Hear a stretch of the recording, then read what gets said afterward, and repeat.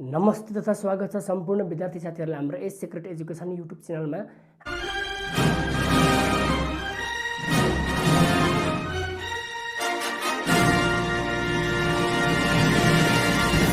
हामी तपाईहरुलाई यो भ्यालु एडेड ट्याक्सको पार्ट 2 लिएर आएका छौं। हामी ट्याक्सेसन एन्ड अडिटिङ सब्जेक्ट अन्तर्गत र हामीले यो भन्दा अगाडिको पार्ट 1 मा हामीले ट्याक्सेसन सब्जेक्ट अन्तर्गतको भ्यालु एडेड ट्याक्स च्याप्टरमा त्यसको कन्सेप्ट, त्यसको rules, value added tax VAT calculation गर्ने विभिन्न मेथडहरु, त्यो मेथडको पनि एक्जाम्पल सहित दिएर हामीले एउटा न्युमेरिकल प्रब्लम सल्भ गरेको थियौं।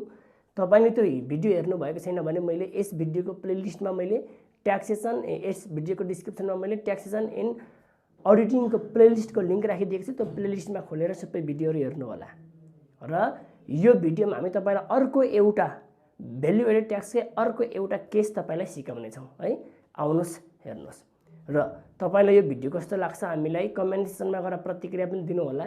हाम्रो भिडियो राम्रो लाग्छ, मन पर्छ भने हाम्रो च्यानल सब्स्क्राइब गरिदिनु होला, भिडियो लाइक गरिदिनु होला र हाम्रो भिडियोमा कुनै कमी कमजोरी भएमा हामीलाई कमेन्ट सेक्सनमा गएर सुझाव पनि दिनु होला। र मैले तपाईलाई फर्दर इन्फर्मेसनको लागि डिस्क्रिप्सनमा अन्य कन्ट्याक्टहरु दिएको छु र मैले एस सिक्रेट एजुकेसन को फेसबुक ग्रुप को लिंक राखिदिएको छु र हाम्रो फेसबुक ग्रुपमा पनि जोइन हुनु होला है। आउनुस् एउटा क्वेशन सुरु गरौँ। हेर्नुस् मैले क्वेशन लिएर आएको छु। क्वेशन बैंकबाट 2071 को क्वेशन छ हामीलाई। A manufacturer produced an article at a cost rupees 5000 मा एउटा आर्टिकल चाहिँ प्रोड्युस गरेछ है एउटा म्यानुफ्याक्चररले। त्यसपछि हाम्रो के भयो, भ्याट अन मेटेरियल वाज 0 भन्छ। मेटेरियल इम्पोर्ट गर्दाखेरि त्यो प्रोडक्सन गर्दाखेरिको मेटेरियल इम्पोर्ट गर्दाखेरि भ्याट हाम्रो 0 लागेको छ अरे, इम्पोर्ट गर्दा भ्याट लागेको छैन। The producer sold it to wholesaler र प्रोड्युसरले चाहिँ होलसेलरलाई सेल गर्छ। अब एउटा हाम्रो च्यानल आयो producer to wholesaler charging 10% profit on cost प्राइसमा 10% प्रॉफिट चार्ज गरेको छ अरे। यो भनेको भ्यालु एड हो। The wholesaler incurred ₹500 as carrying cost and sold to retailer charging 10% profit on sales. र होलसेलरले चाहिँ 500 क्यारिङ कस्ट पनि जोड्यो अरे र फेरि 10% सेल्सको आधारमा प्रॉफिट पनि जोडेर रिटेलरलाई सोल्ड गर्यो अरे। भने हाम्रो के भयो, एउटा यहाँ प्रोड्युसरको एउटा केस छ, अर्को प्रोड्युसरले होलसेलरलाई दिएको, होलसेलरले रिटेलरलाई दिएको। हाम्रो तीनटा च्यानल छ है। तर फेरि हाम्रो फाइनल कन्ज्युमरको केस छैन। यहाँ फाइनल कन्ज्युमरसम्म पनि हुन्थ्यो प्राय सबैमा, यसमा फाइनल कन्ज्युमरको केस छैन है। अब हाम्रो च्यानल बनाऊ। च्यानल के हुन्छ सुरुमा प्रोड्युस्ड आर्टिकल प्रोड्युस गरेको छ अरे। आर्टिकल प्रोड्युस गर्दाखेरि हामीलाई कस्ट कति रुपैयाँ लागेछ, 5000 लागेछ। अथवा इम्पोर्टर टु प्रोड्युसर भन्दा पनि हुन्छ। यसलाई इम्पोर्टर टु प्रोड्युसर भन्दा पनि हुन्छ। यसको कस्ट हामीलाई लागेको छ 5000, ठीक छ। राख्दिनुस् कस्ट प्राइसमा हाम्रो कति 5000, यहाँ कस्ट प्राइसमा 5000 प्रोड्युस आर्टिकलमा। अब यो आर्टिकल प्रोड्युस मात्रै भएको छ हामीलाई यहाँ। यो किन बनाएको भन्दाखेरि हामीलाई भ्याट के भनेछ, VAT on material was 0।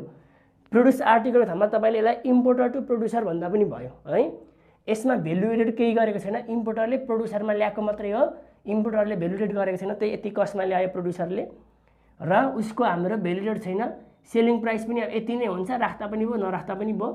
VAT चाहिँ निकाल्दिनुस् 5000 को 13% निकाल्दिनुस् त 13 5 65 650 हुन्छ हाम्रो यहाँ हो। 5000 को 13% भनेको 650 आयो। 5000 को इन्टु 13% गरिदिनुस् 650 आयो। अब सेलिङ प्राइस पनि परेन, भ्याट पेबल टु गभर्नमेन्ट भनेको 650 आयो। यति निकाल्दिने पहिला भ्याट। अथवा यो 5000 यिनै ल्याउँदा पनि भयो, 5000 ल्याउँदा पनि भयो, ठीक छ। जस्ट हाम्रो इम्पोर्टर टु प्रोड्युसरको केस भयो। अब प्रोड्युसरले के गरेको छ, भ्याट 0 भने त sorry VAT on material was 0 चाहिँ रहेछ नि त है। भ्याट हाम्रो तिरेको रहेन रहेछ भने चाहिँ यो हाम्रो तिर्नु परेन, ठीक छ। हाम्रो भ्याट तिरेको रहेन रहेछ इम्पोर्ट गर्दाखेरि। यो प्रोड्युसरले सामान इम्पोर्ट गर्दा भ्याट तिरेको रहेछ। अघि हामीले त यहाँ निकालेको थियौँ, अब यस पार्ट 1 मा निकालेको थियौँ भ्याट पेड भनेको थियो। यहाँ चाहिँ निल छ, अब परेन, यस्तो गरिदिने, ठीक छ। अब हाम्रो the producer sold it to wholesaler, प्रोड्युसरले होलसेलरलाई दियो भने अब हाम्रो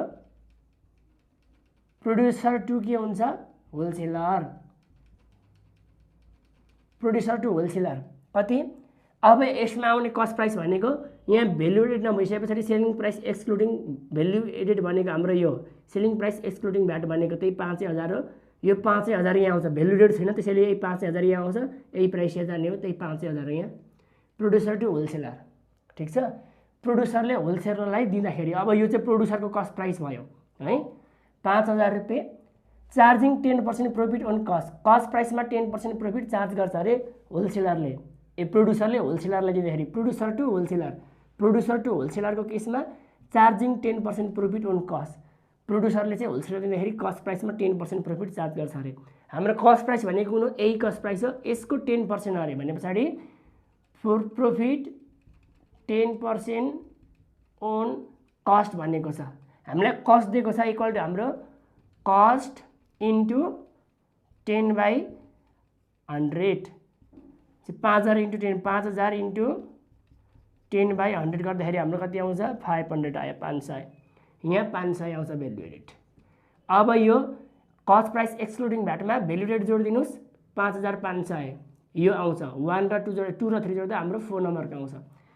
अब यसको 5,500 को भ्याट काट्दिनुहोस्, 5,500 को चाहिँ हाम्रो के गरिदिनुहोस् भ्याट काट्दिनुहोस्, कति पर्सेन्ट, यसको 13% काट्दिनुहोस्, कोलम 4 को 13% गर्दाखेरि हाम्रो आउँछ यहाँ तपाईको 715 आयो। सेलिङ प्राइस इन्क्लुडिङ भ्याटमा यो र यो जोडिदिनुहोस् 5,500 मा 6,215 आयो र भ्याट पेबल टु गभर्नमेन्ट भनेको त्यही 715 आउँछ। यहाँ जुन छ त्यही, यहाँ पनि तिरेको थियो भने यसमा यो हटाएर यहाँ लेख्थ्यौँ, तर माथि तिरेको छैन भने यही प्राइस यहाँ हुने हो। एउटा केस भयो प्रोड्युसर टु होलसेलर। अब हाम्रो होलसेलर टु रिटेलर,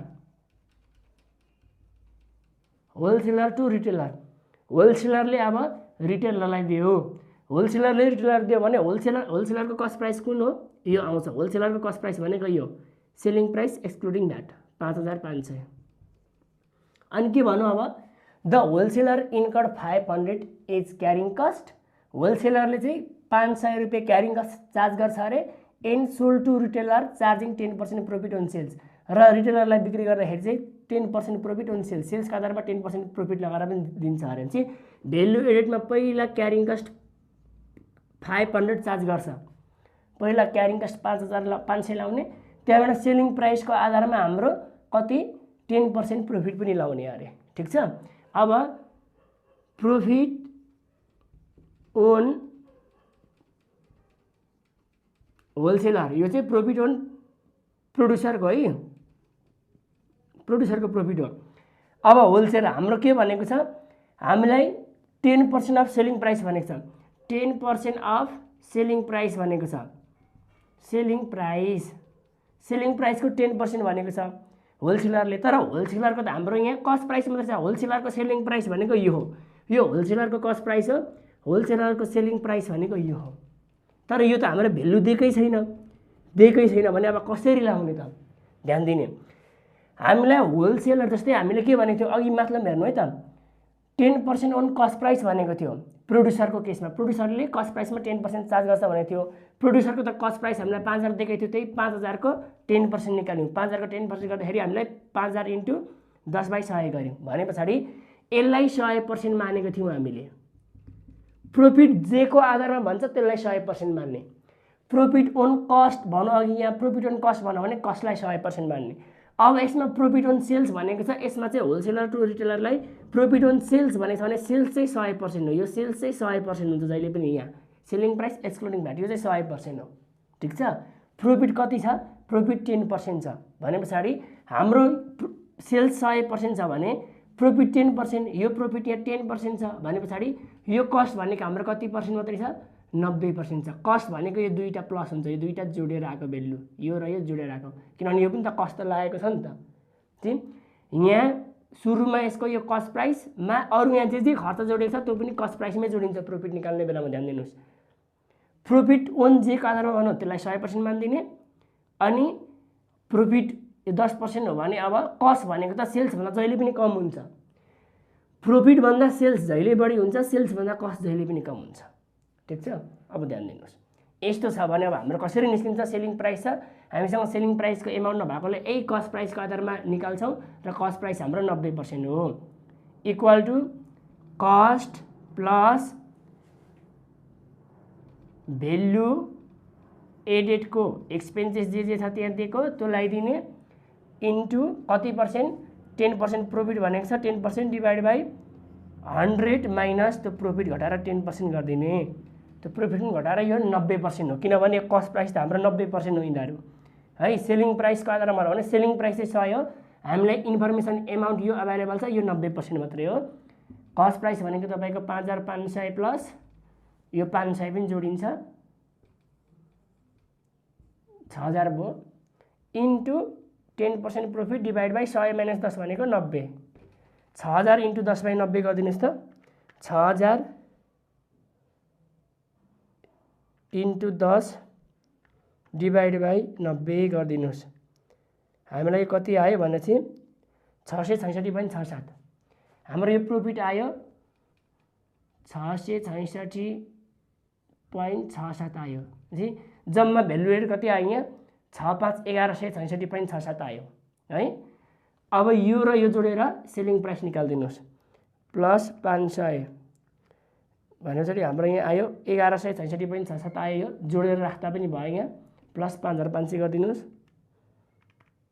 गर्दाखेरि हाम्रो कति आयो यहाँ 66.67 आयो सेलिङ प्राइस एक्सक्लुडिङ भ्याट यति आयो अब यसको 13% भ्याट निकाल्दिनुहोस्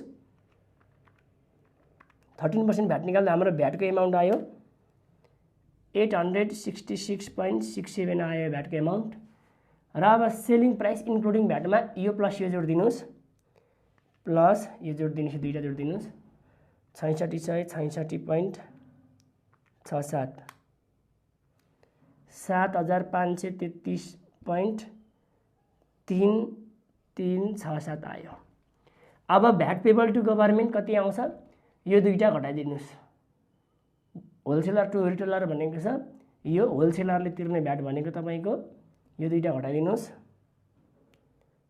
866.67 माइनस 715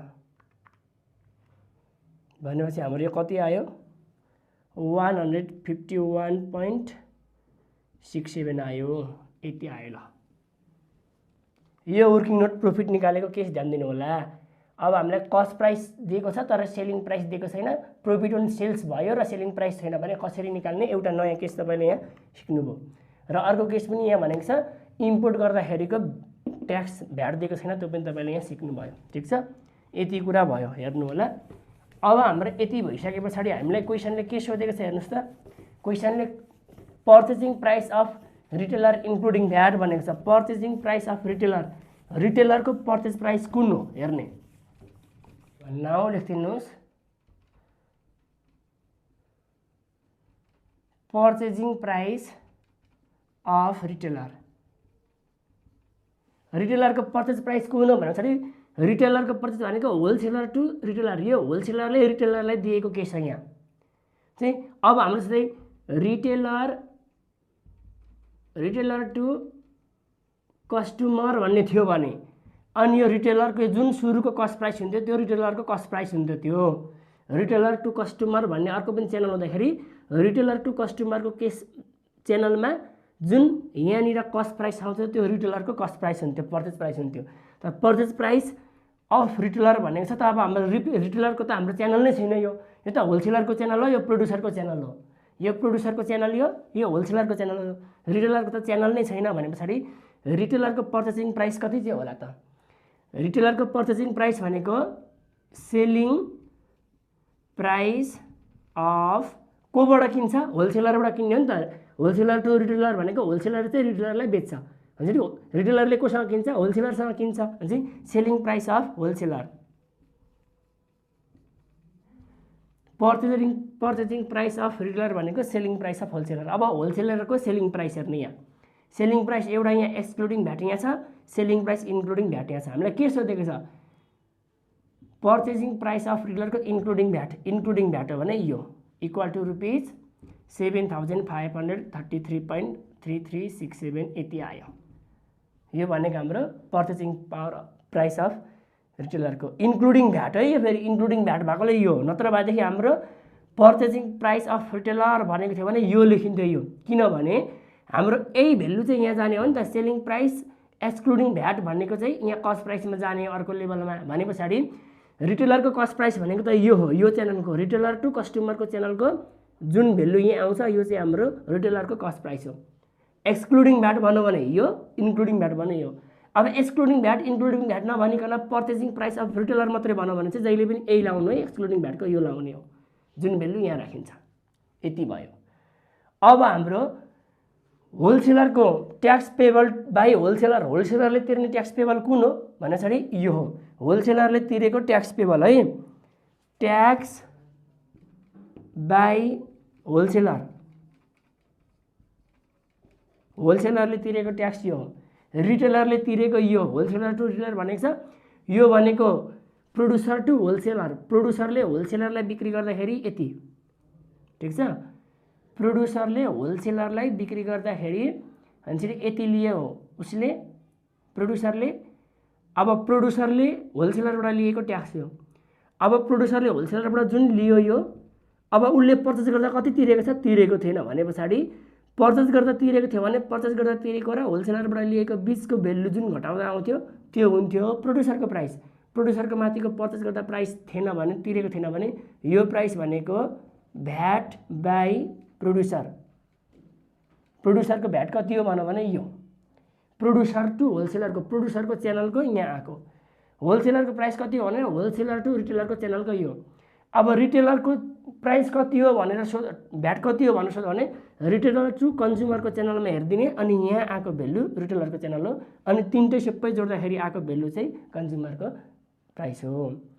अब हाम्रो कस्ट प्राइस अफ प्रोड्युसर मान्यौँ, कस्ट प्राइस अफ प्रोड्युसर भन्यो भने कुन, कस्ट प्राइस अफ प्रोड्युसर भन्यो भने कुन भनेपछि प्रोड्युसरको च्यानल हेर्ने। प्रोड्युसरको च्यानल यहाँ पनि प्रोड्युसर छ, यहाँ पनि च्यानल प्रोड्युसर छ। कुन चाहिँ हो प्रोड्युसरको च्यानल भन्छ नि, प्रोड्युसरले कसलाई दिँदैछ त्यो चाहिँ प्रोड्युसरको च्यानल हो। प्रोड्युसर टु होलसेलर भएको प्रोड्युसरको च्यानल हो। कस्ट प्राइस टु प्रोड्युसर भनेको यसको यो कस्ट प्राइस 5000।